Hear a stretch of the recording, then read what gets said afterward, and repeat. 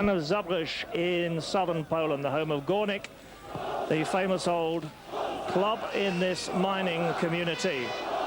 Poland with some work to do in this group, and they are playing in the white shirts and the red shorts, and they were about to get off to the perfect start in a game they really had to win. The second minute of play, the first time that the Poles have been up the Israeli end of the pitch, and a strike with the left foot from the edge of the box from Peter Nowak, the 30-year-old who plays in the Bundesliga with 1860 Munich, getting the Poles away to a flyer.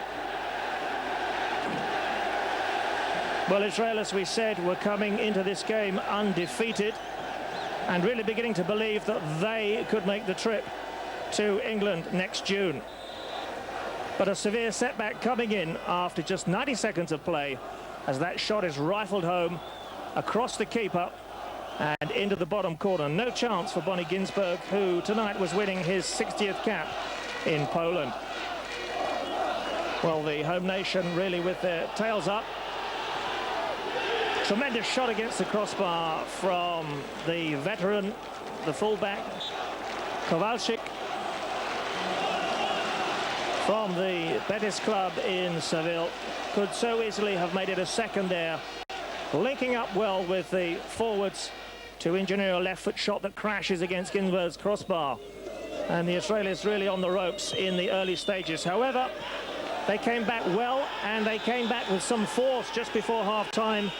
They were to find not just an equaliser, but 2 goals in the space of 5 minutes that threatened to turn the game around. The equaliser then on 37 comes after a fumble at the back post and some poor marking from the home side. Yes, it's Ronnie Rosenthal on the score sheet once again. A wonderful looping cross from left fullback Glam, and Rosenthal, the Tottenham man, bundles the ball in, with the goalkeeper failing to keep it out. A despairing lunge on the line, and 1-1. And suddenly, Israel scented blood. 3 minutes before the break, they carve an opening here. Nobody picks up the goal scorer. And a second going home from the boot of Revivo. 2 goals in 5 minutes. And Israel ahead.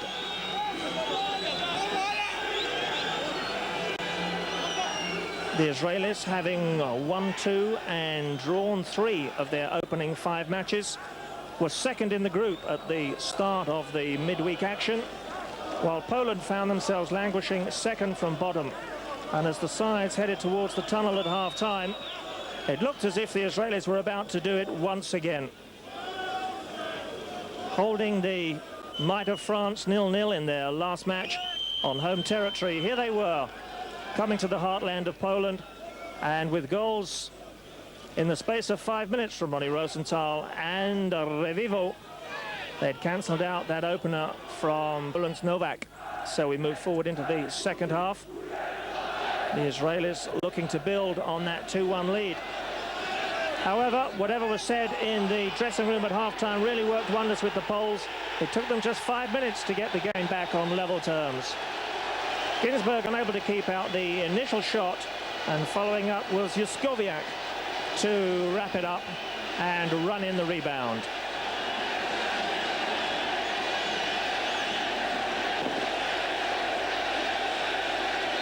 Four goals already then for the 19,000 crowd to savour. And certainly after the setback before half-time, that was one that brought them back to life. It was a cool and a damp evening in Zabrze, but Poland were now back on level terms and suddenly looking as if they believed in their ability once again. This is a superb header for the third. The player of the match on the night was Kowalski. We saw him hit the bar in the first half, putting the header beyond Ginsberg in just about the only unguarded part of the goal. A wonderful header indeed from the Polish number 2, and well worth admiring once again. A flat-footed Ginsberg, just like the Polish home fans, left flat-footed. All he could do was stand and admire the pinpoint header that glanced in from the inside of an upright. And so this seesaw game in Group 1, which sees Romania heading the nations involved, now saw the Poles back in front once again. And just as the Israelis had managed before half-time, it's 2 in 5 minutes to put the Poles back in the driving seat, and it was to get better for them. A storming run forward from Tomasz Lapinski. Kowalski playing almost as an extra forward by this stage. Just unable to keep that chip down as Israeli defenders found it.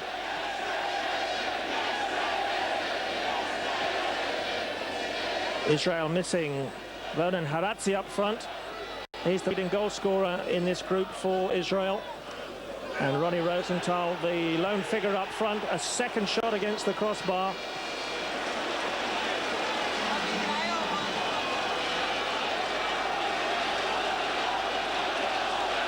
And this time it's Juskowiak, the Sporting Lisbon man, so desperately unlucky. As the woodwork once again, the saviour of Israel. Now Rosenthal beneath us wanting too much time on the ball, and the red tide of Poland sweeping forward once again into the box. A bad foul from Halfon. And the Swedish referee Frisk quickly there with the yellow card.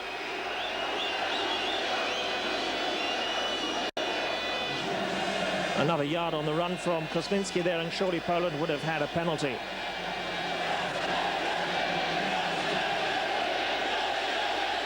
But what a turnaround since half-time.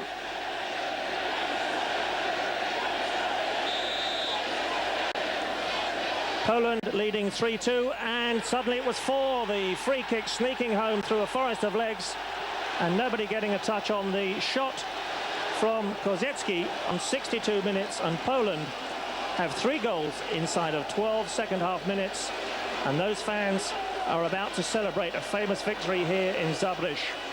4-2 now to the home nation.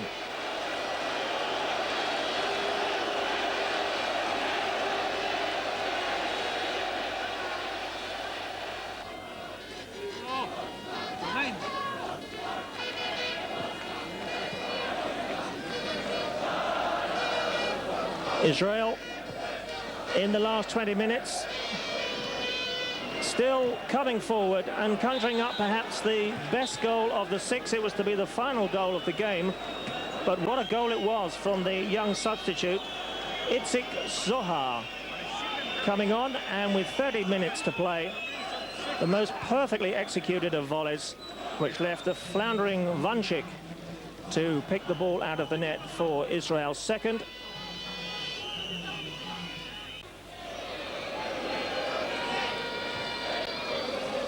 And in fact 4-3 was to be the final score.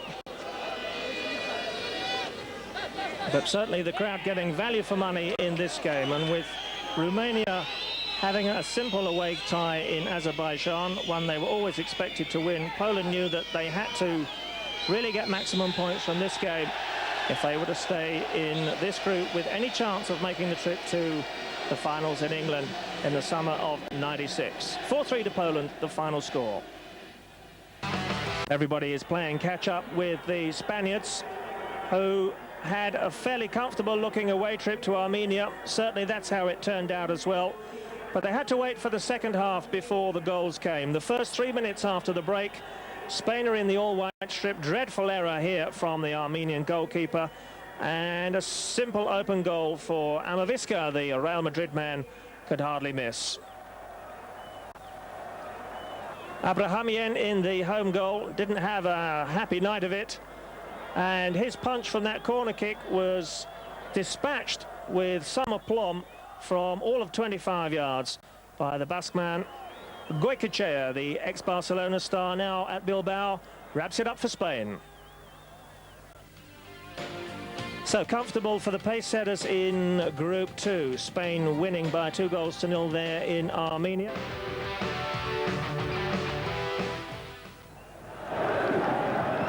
Turkey, who've not reached the finals of a major tournament since their solitary appearance in the World Cup in 1954, taking on Switzerland. Switzerland top of the group, and a wonderful opening goal there by Suka Hakan.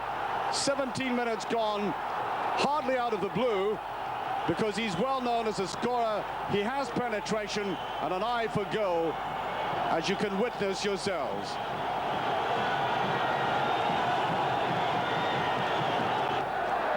One up, still more to come. Pressing time after time, and this time the player going right through Hakan, missing an almost certain chance. And a deflected goal. Hottager had sent that shot in from way out, 35-yarder. Touch back there. And there's the little deflection off the inside of the heel of Alpay into the back of the net. Hottager getting the credit for that. Into the second half, and going through Temizkanoglu Ogun. The 54th minute, and what turned out to be a triumph for the Turks again.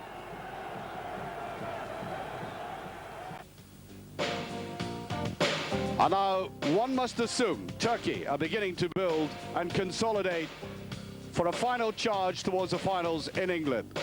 An excellent away win there. Any win away from home, of course, is commendable. The Hungarians getting their first victory in the group. So let's see how they stand now. And Turkey on goal difference go to the top. I doubt if any aficionado would have predicted that. Sweden, as I said, seem to be lapsing from that very high pinnacle they reached in the United States, and have to be very careful or they will slip out of contention. Hungary, I think they'll do damage to others but not qualify themselves.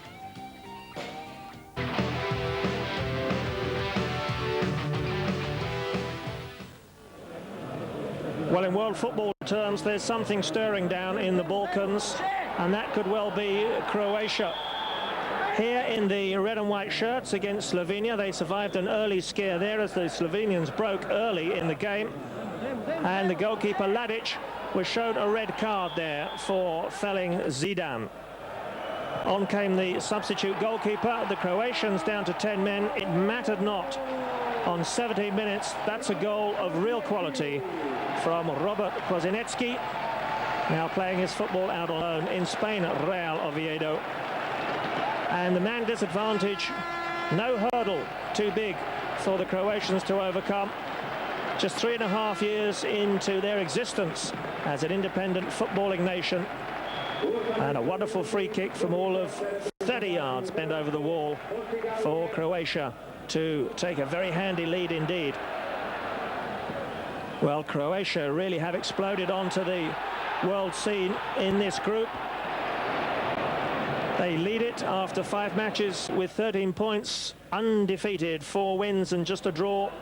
And they have scored 10 very exciting goals and conceded just the one. Well, it's 11 after Prosinecki's early strike in this game. The Slovenians are in mid-table, or they were before this match.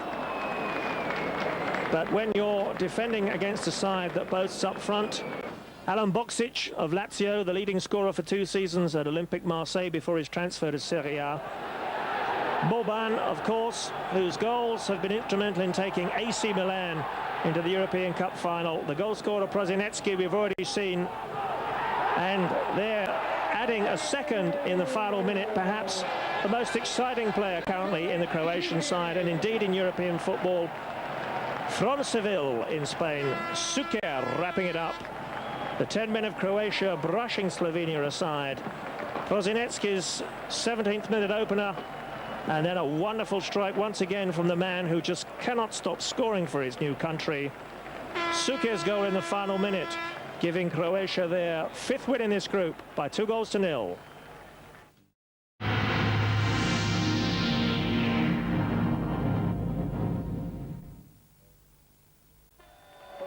Welcome to Eurosport News. My name's Carlton Kirby. Well, a host of international soccer this evening. The European Championship qualifiers, a place at England, 96 at stake. Poland needing a win against Slovakia. That's exactly what they got, and in fine style as well. After just 9 minutes, Juskowiak opening up. Well, a decent crowd in Zabrze, witnessing an excellent performance by the Polish side.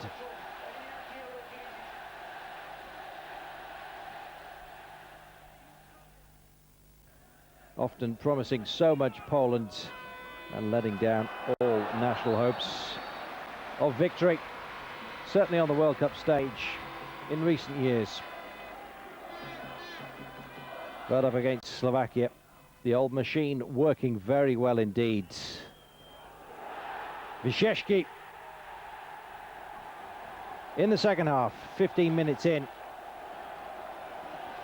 gave Poland their second, and there was to be a hatful on the way as Slovakia's heart gradually ebbed. Guzecki it was on 63.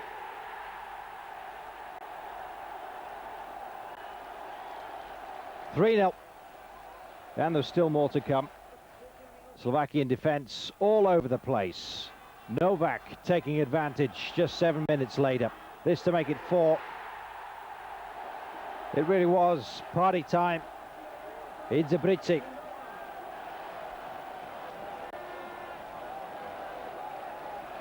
Well, after Novak, it was to be Juskowiak. He'd started it and he finished it. Errors all over the place. The back line just strolling as it rolled in. Poland 5, Slovakia 0. Emphatic.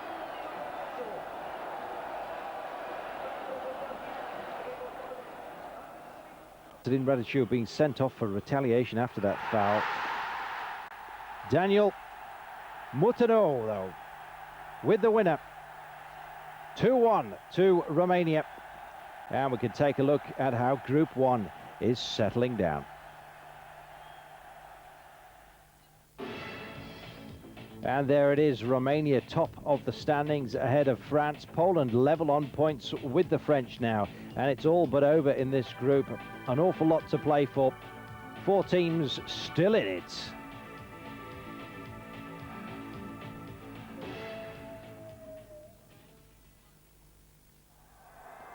Well, it was said before this match that the Dutch really desperately needed a win to enhance their hopes of making it to Euro 96.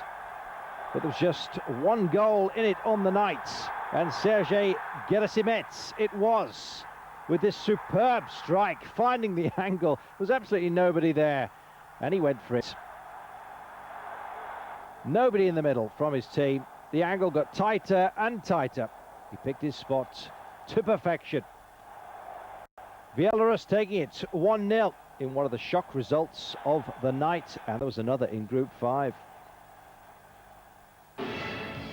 And there it is, Luxembourg beating the Czech Republic 1-0. The Dutch thanking their lucky stars, because it really could have been looking like all over for them had the Czech Republic not gone down in that surprise result. Norway beating Malta 2-0, stay top.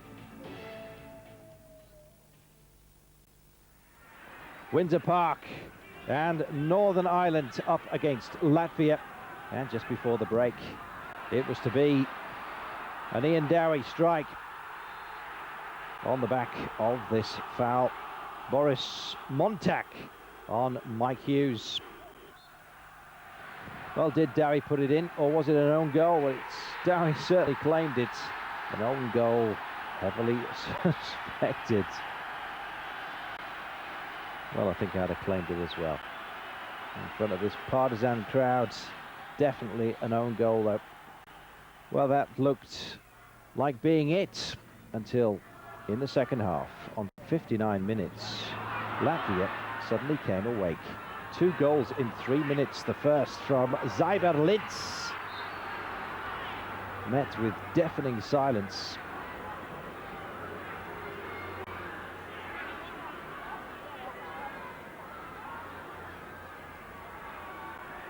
And 3 minutes later, as we said, Astasius it was that really closed the door on the Ulsterman. Northern Ireland 1, Latvia 2.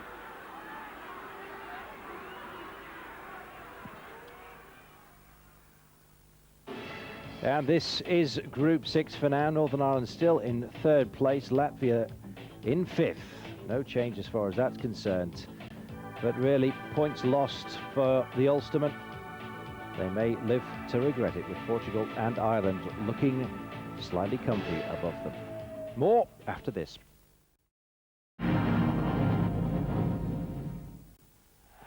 Welcome back. The match of the night turned out to be Bulgaria-Germany. Bit of a grudge match this as far as the Germans were concerned. Bulgaria, of course, who did so well in the World Cup, wanting revenge. Well, it certainly looked like the Germans were going to get it. Jürgen Klinsmann, after 18 minutes in space. Bulgarian defence all over the place, and a packed house in Sofia. 80,000 turning up for this one. Well, a bit miffed.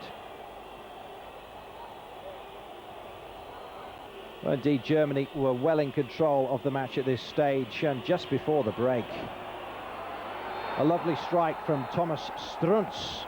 44 minutes. And it looked like being an extremely comfortable lead for Germany going into the break. Well, not a bit of it. Strunz actually disgraced himself the other end. Soon after this, he brought down Balakov, and up stood Stoichkov to pull one back, which proved to be absolutely vital in this game. So much action we've had to drop for this news item. I can tell you it was action-packed, to say the very least. Stoichkov had already rattled the uprights, and there was plenty more shots on target to be had. Well, as you saw, Strunz bringing down Balakov. Stoichkov doesn't miss many of these. And Kupka in goal, who've done so well in this game so far, going the wrong way.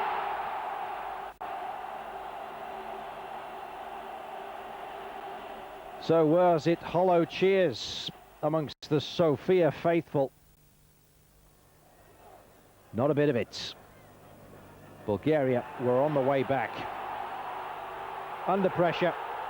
Helmer bringing down Kostadinov, and despite complaints, as you can see, they were only half-hearted. Definite penalty. Brought down from behind. Knees bent at the back. 2-2. Stoichkov. Clean as a whistle from that penalty spot. So then, this game level. Who would get the winner?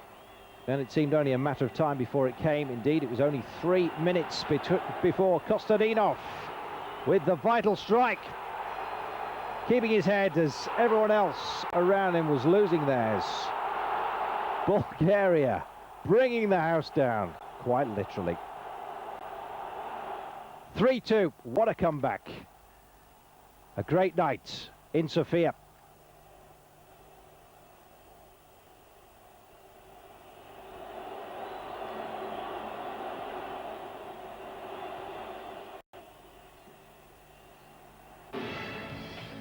And also in Group 7, Vinnie Jones disgracing himself, stamping on one of the opposition. Georgia beating Wales at the Arms Park in front of just 6,500 by a goal to nothing.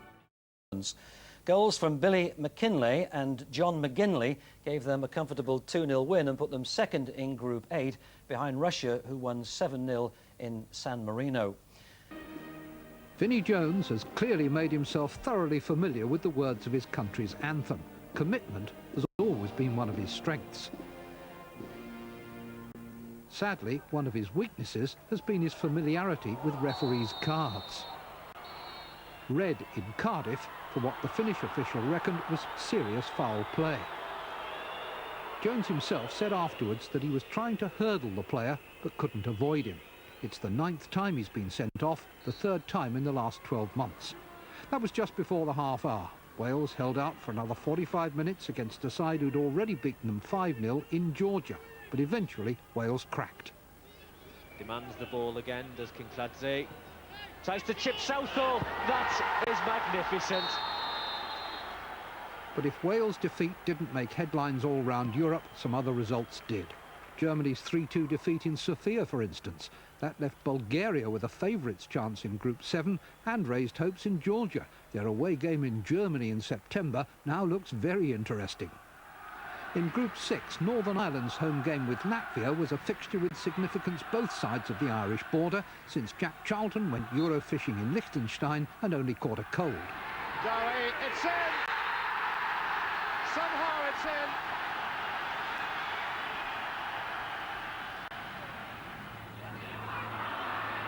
Troikis, the number 2, getting forward. That's a good ball. Could be trouble here. It's 1-8. It's Sieverlins. I would say Windsor Park full of worried faces at this moment. Here's Troikis, who set that goal up. And hasn't he made up for giving away the penalty in Riga? Oh, they're in again. The flag stays down. It's 2-1. The victory did little for Latvia and nothing for Northern Ireland, but it did a lot for morale in the Republic. The wild card here are Austria, emerging from a long period of mediocrity. Portugal, the Republic, Austria. Perm 2 from 3. Dann das Schicksalsspiel in Dublin gegen den hohen Favoriten Irland ohne Andreas Herzog. Ihn hat Teamchef Prohaska aus dem Kader entlassen, weil er tags zuvor mit Werder Bremen ein meisterschaftsentscheidendes Spiel bestreiten wollte. Lange hält Österreich ein 0:0, aber in der 67. Minute erzielt Houghton das 1:0 für Irland. Man möchte fast meinen, ein typisch österreichisches, ein unglückliches, ein dummes Tor. Aber die Österreicher stecken nicht auf. Im Gegenteil. So, jetzt der Freistoß von Polster. Und da der Ausgleich zum 1:1 durch Anton Polster. Ein super Tor von Polster zum 1:1. Und hier jubelt die kleine österreichische Schlachtenbummler-Kolonie. 1:1 durch Polster. Die Mannschaft hat sofort reagiert. Der Ausgleich nur 4 Minuten nach der irischen Führung und es kommt noch besser. Ogris! Bravo!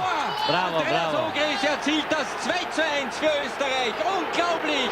Die österreichische Nationalmannschaft führt hier in Dublin mit 2:1 und Andreas Ogris, eben ins Spiel gekommen, nützt diese Möglichkeit gleich zum Führungstreffer für die Österreicher. Und zwar exakt 2 Minuten nach seiner Einwechslung. Österreich hat das Spiel binnen 4 Minuten umgedreht. Weitere 6 Minuten später.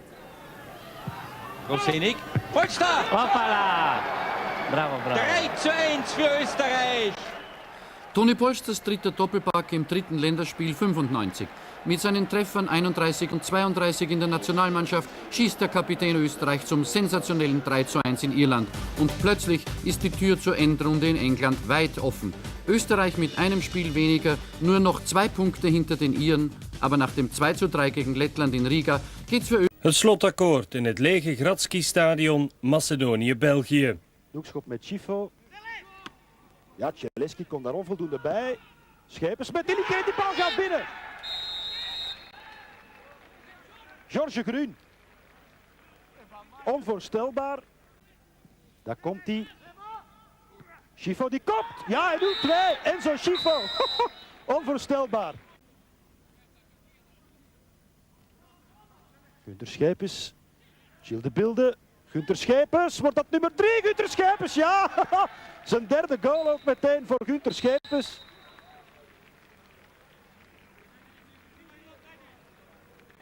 Een hoorpaal van Imst, maar met die richtlijnen. En ook Wilfried van Moer. Hopla, daar weer een misverstand. Ja, Gilles de Bilde. Nu moet het worden, jong. Dit wordt uw eerste doelpunt. Hij twijfelt. Geeft hem aan voor Savo. En zo is het ook 0-4 natuurlijk. Maar toch even dat denkwerk in het hoofd van Gilles de Bilde.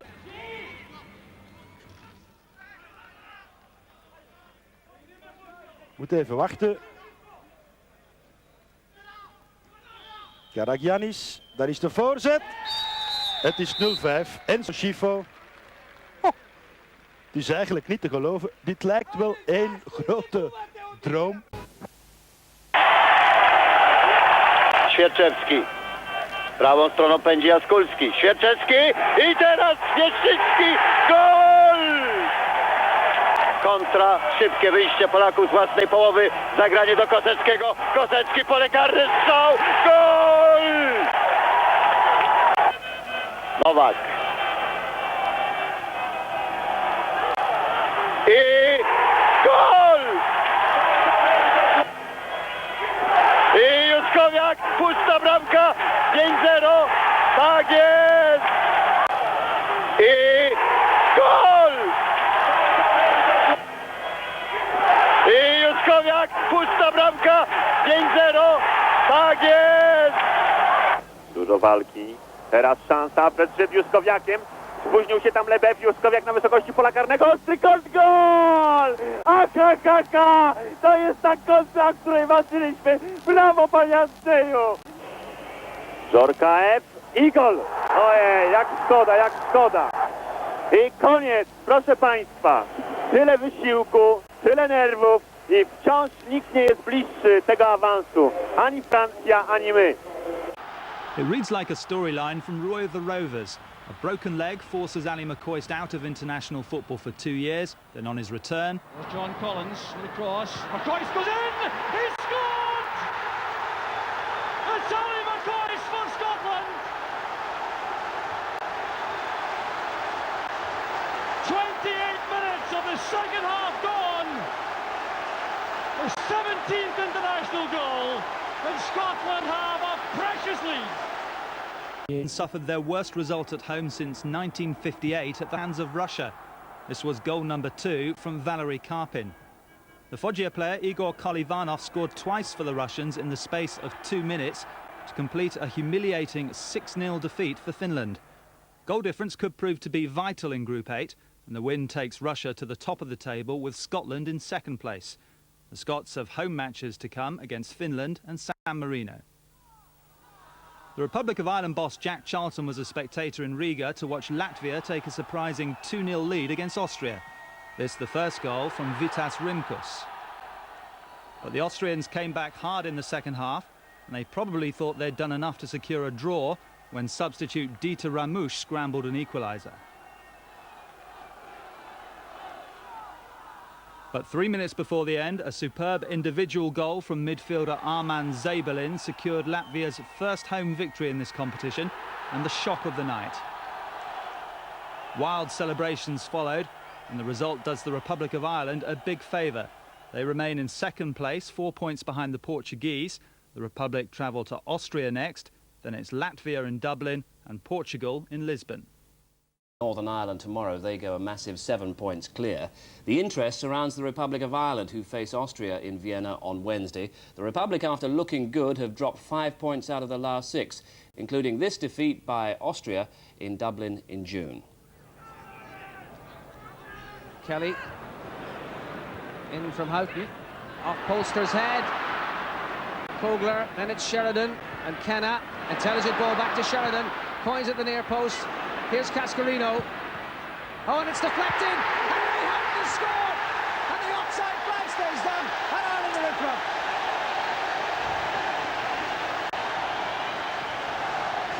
But now they've conceded a free kick. And it's Tony Polster. Oh, he's equalised.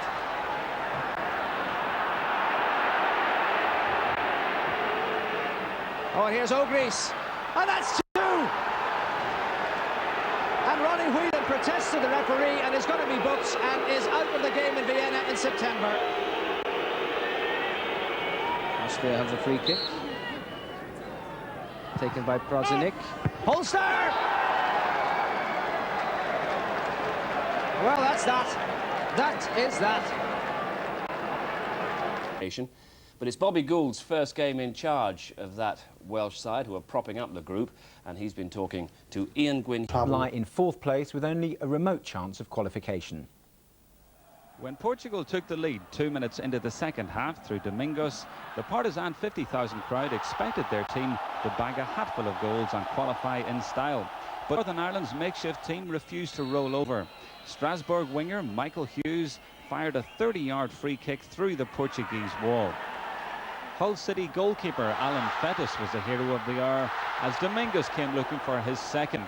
And despite playing only 2 minutes for his club this season, Fettis was also alert to Costa's free kick. I thought he was outstanding tonight.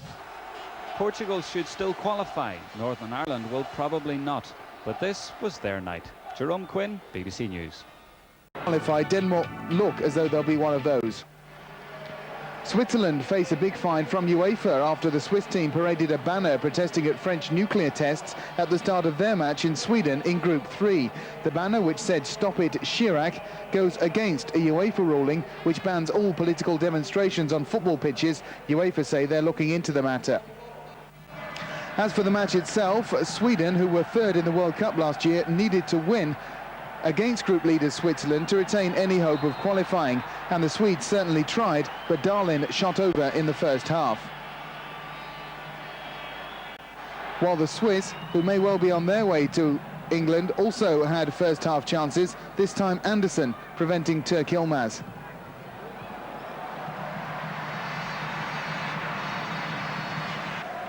Into the second half and further chances for the Swedes, but it wasn't to be their night. Dahlin finding the woodwork in the way this time after the free kick from Tern. 0-0 the final score. That means Sweden are out, but Switzerland should qualify. We say should because they're being pushed all the way by Turkey, who were at home to Hungary. The Turks won this one. Hakan Şükür opening the score on 9 minutes, and as ever, a fanatical crowd were loving every minute of it.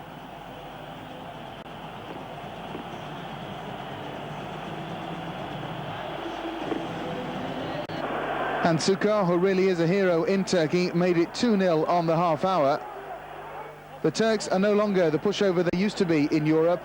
They win 2-0 and they still have every chance of qualifying for their first major championship since the 1954 World Cup and their first ever European Championship.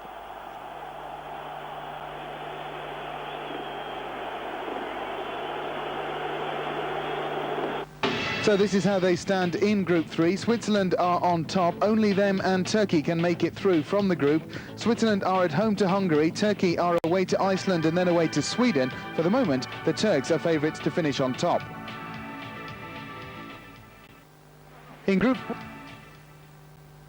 In Group 5, Norway needed a point from their trip to the Czech Republic. The Norwegians are all but sure of qualifying, but would have liked to have wrapped it up last night. Well, it wasn't to be. The Czechs took the lead on 6 minutes when Fjortov brought down Latal for a penalty.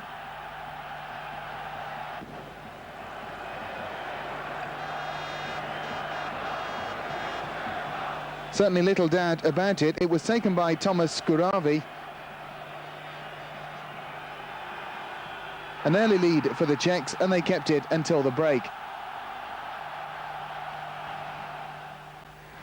The Czechs needed to win to keep up their chances of qualifying, and it stayed at 1-0 until 3 minutes from time, but then Drulak made it 2-0, and that indeed is how it ended last night. So Norway are not there yet. The Czechs look a good bet for qualification at the moment.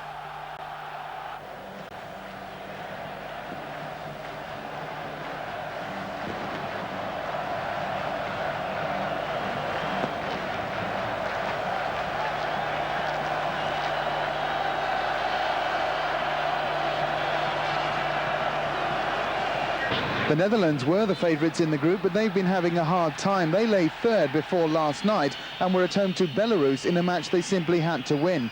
Well, win they did, but my word, they were made to work hard for it. Ekelkamp kept out by Sancinkovic.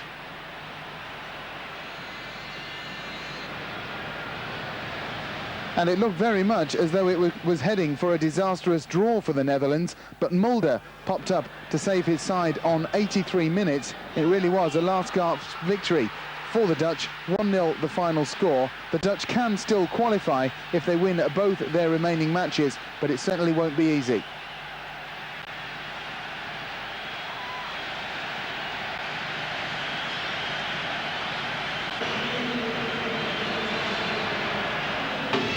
So certainly exciting stuff in Group 5. Norway are favourites to make it through. They're all but qualified, but they still need a point to be sure. And the remaining match is away in the Netherlands. The Dutch need to win. It should be some showdown.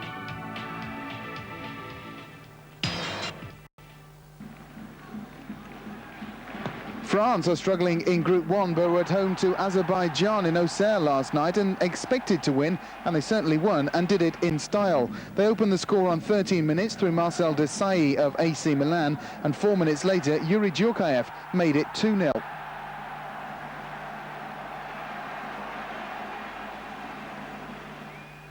Azerbaijan were putting up very little resistance, and before half-time it was 3-0, the third goal from Vincent Guérin just after the half hour.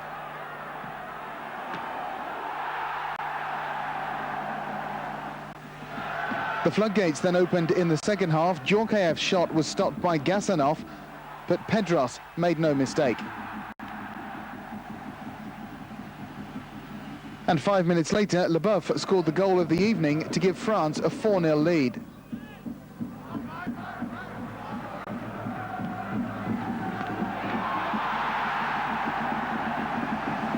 That one's certainly worth another look.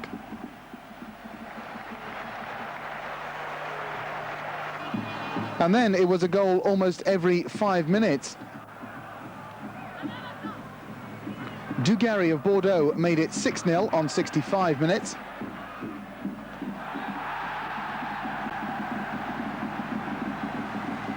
His Bordeaux teammate Zidane grabbed the 7th.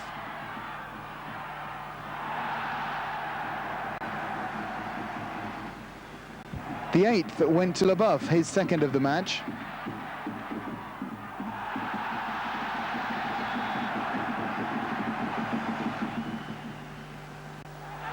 Number 9 and a new record in a single match for France was scored by Djorkaeff, his 2nd also.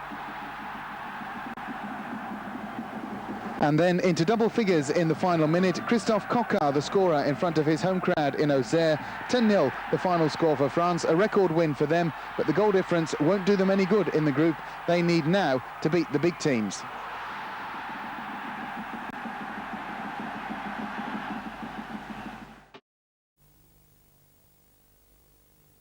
The blonde attacker on the edge of the box got the final touch, but he knew nothing about it. Kim Vilfort's drive struck him in the face and left Bodart wrong-footed. Less than a quarter of the game gone, Belgium desperate for a win, 2 down. They dug themselves halfway out of the hole soon after when defender Georges Groen came forward to crash home a header, but did no more than delay their fate. Denmark opened up the gap between the two teams to 6 points with a 3rd goal midway through the second half. Same corner, same result, via the head of Kim Vilfort this time. The margin between qualification and a seat at home in front of the television next summer is very small. Vilfort's header was marginally over the line. Spain are almost certain to win Group 2. They didn't score against Cyprus in Granada until the stroke of half-time. But after that, it was open season on the Cypriot keeper. Alfonso Perez opened the second half goal fest. The final count was 6-0, including 2 for substitute Pizzi, and this one from Jose Luis Caminero to round it all off late in the day. Spain are one of only 5 teams still unbeaten in the European qualifiers. They still have Denmark to play next month. They beat them 3-0 in Spain last year. A draw this time will ensure they qualify in top spot. Belgium, they need snookers. Croatia, denied a visit to England on Wednesday, showed against Estonia what we missed. They're in the checkered shirts, and that was Zvonimir Boban making it 4-1 just before half-time. After the interval, Davor Suker left the Estonian defence guessing which foot he'd used to score his 2nd and his country's 5th of the game.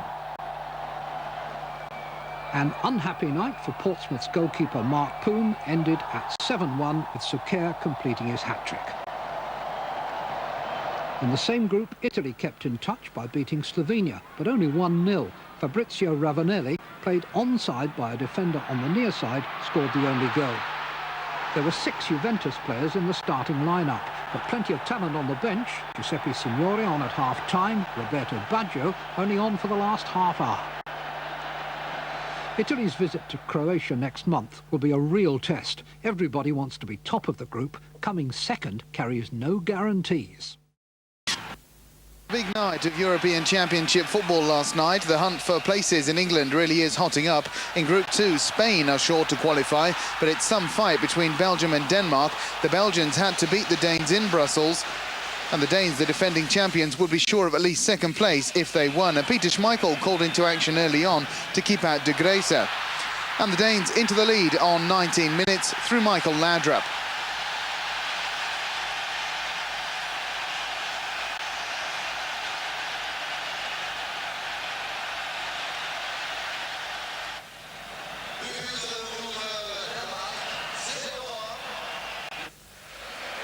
So a dream start, and it got even better for the Danes 2 minutes later. The shot from Vilfort was eventually turned in by Beck as the Belgian defence failed to clear the ball.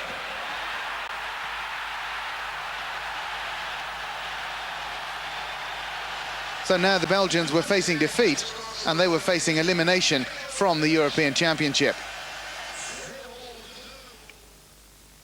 But the home side hit back on 25 minutes. Groen headed in the corner, and that meant Denmark were leading just 2-1 at half-time.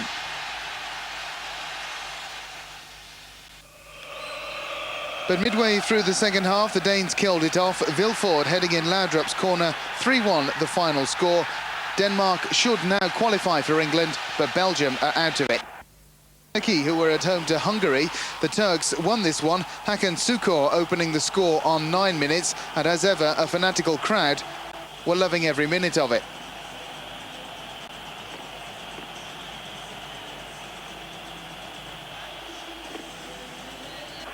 And Şükür, who really is a hero in Turkey, made it 2-0 on the half hour. The Turks are no longer the pushover they used to be in Europe. They win 2-0 and they still have every chance of qualifying for their first major championship since the 1954 World Cup and their first ever European Championship.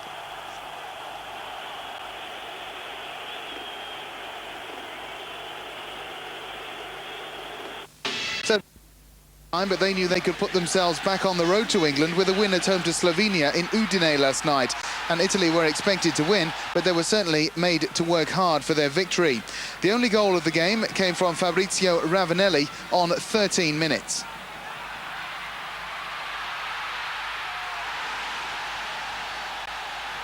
Slovenia had chances to equalise, but Peruzzi was in the way in the second half. It ended 1-0.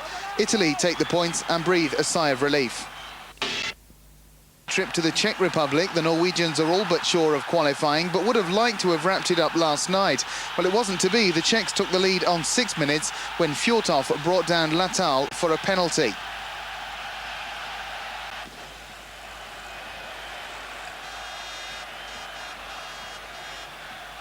Certainly little doubt about it. It was taken by Thomas Skuravi. An early lead for the Czechs, and they kept it until the break.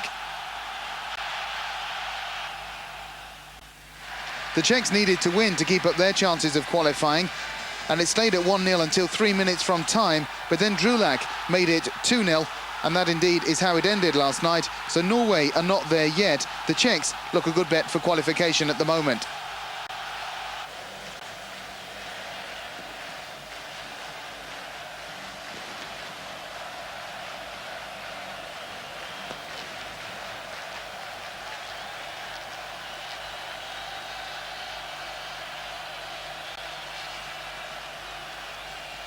The Netherlands were the favourites in the group, but they've been having a hard time. They lay third before last night and were at home to Belarus in a match they simply had to win.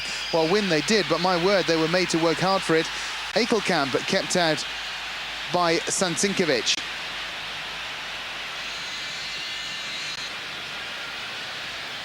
And it looked very much as though it was heading for a disastrous draw for the Netherlands, but Mulder popped up to save his side on 83 minutes. It really was a last-gasp victory for the Dutch. 1-0 the final score. The Dutch can still qualify if they win both their remaining matches, but it certainly won't be easy.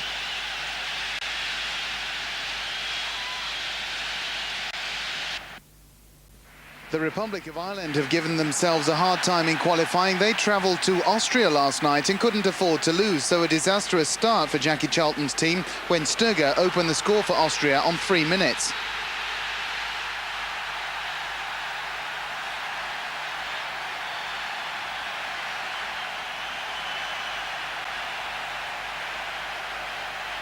It was 1-0 for the Austrians at half-time, and the question was, could the Irish pull out another performance full of heart and try to snatch at least a point? But if the Irish thought they could turn it round after the break, they were mistaken, as Sturger grabbed his second on 65 minutes.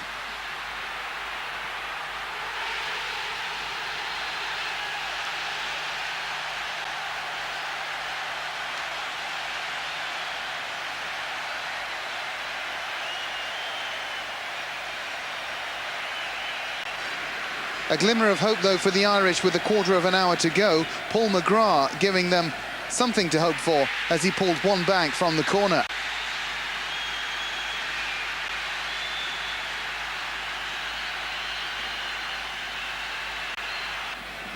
But the match was over 3 minutes later as Sturger finished off an impressive hat-trick. 3-1 the final score last night. Austria may have killed off the Irish hopes of qualifying, though it's not all over yet. The Irish, though, are now hoping for someone else to slip up if they want to make it across the Irish Sea next summer.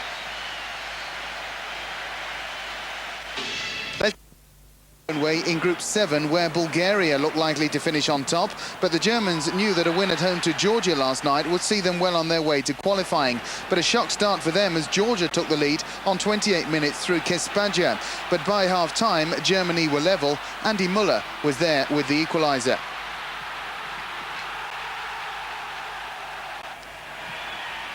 And then Germany began to take control. Ziege putting them into the lead on 57 minutes, his first goal for his country.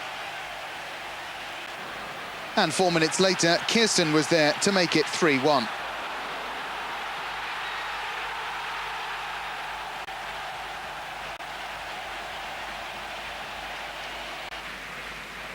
And it ended 4-1 as Babel turned in a corner from Hessler on 72 minutes. A solid and certainly very useful home win for Germany last night.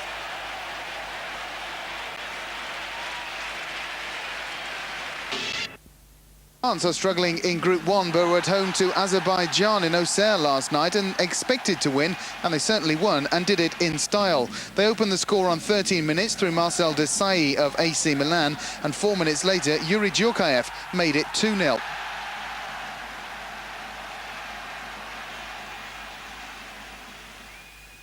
Azerbaijan were putting up very little resistance, and before half-time it was 3-0, the third goal from Vincent Guérin just after the half hour.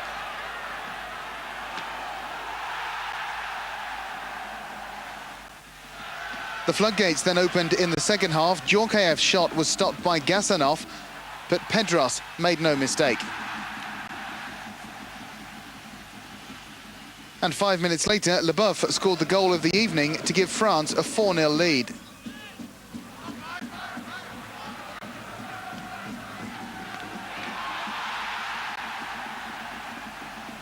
That one's certainly worth another look.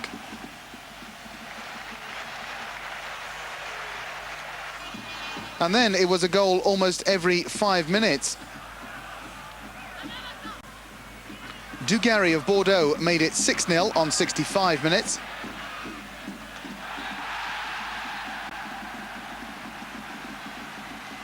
His Bordeaux teammate Zidane grabbed the 7th.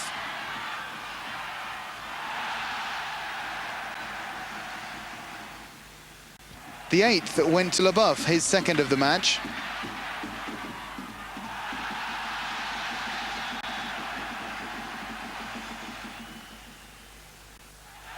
Number 9, and a new record in a single match for France, was scored by Djurkaev, his second also.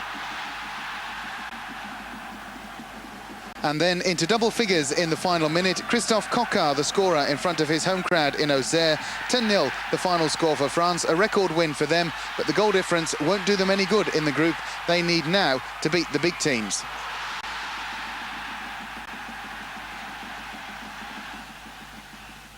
Top spot. Against Israel. Slovakia, of course, the nation we said right at the start that might cause a great deal of damage to some of the more fancied teams. Well, there was only one goal in the game, despite all kinds of misses at either side. And the ball just turned round there, ought to have been in the back of the net. And Israel, to stay in the hunt, really had to win this one. But with their live television coverage, back to Israel, and with a crowd of about 10,000 looking on, they eventually flopped.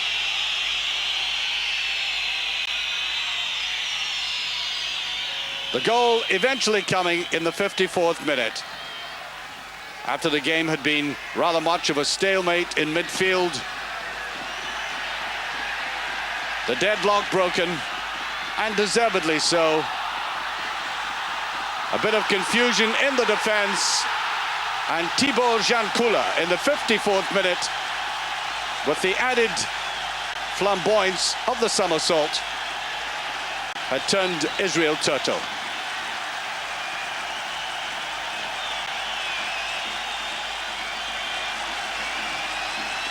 That's the only goal in the game.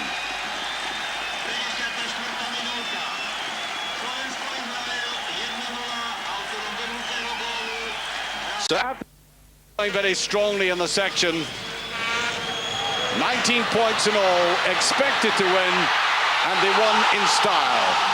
That delightful young artist Guerrero scoring the first goal. 45 minutes gone, 1-0. It took them a long time to break down this defense, but when they did, it was a massacre.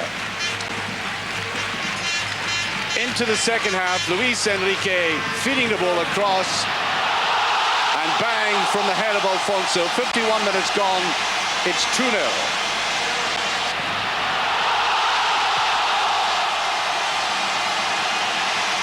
No way back for the Cypriots after this.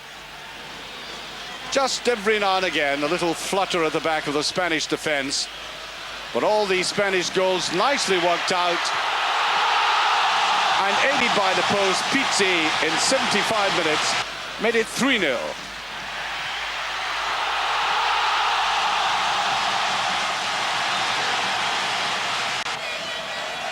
And then that great midfield player who scored his first goal of the season in the Spanish League at the weekend, Hierro. 3 minutes after that goal by Pizzi made it 4-0. And everybody around Europe knows how Hierro can finish. And then the second goal for a man given absurdly too much space in the box. Pizzi, 10 minutes to go, 5-0. Took up his position well, the defense playing very flat, exposed and destroyed. And watch the goal by Caminero here, the last one coming up to complete the slaughter, just to make absolutely sure. And done with style, head to foot. In the red and white check shirts before 25,000 fans in Zagreb. Earlier in the week, Estonia really made to suffer after just 3 minutes play. It's the home nation ahead. Prosinecki delivers the cross, and Mladenovic heads the ball into the Estonian goal. Croatia thought they were on their way. The next goal actually came to the Estonians. Bottom of this group without a point to their name so far, but their best player, Andreas Riem, drilling home that free kick from all of 25 yards, surprising the home keeper at the near post.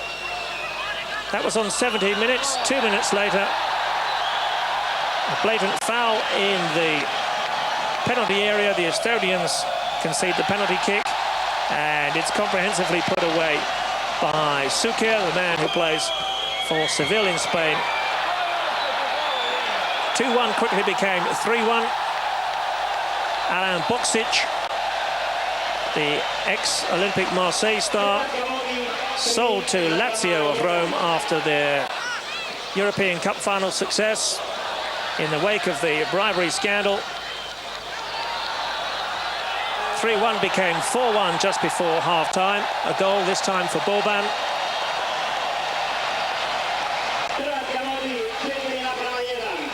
And what can you say about a Croatian side that is so exciting coming forward? 3 quality strikers they parade in. Prosinecki from Barcelona, Suker, of course, also in the Spanish league with Seville. He's on the mark once again into the second half. That's his second of the game and Croatia's 5th.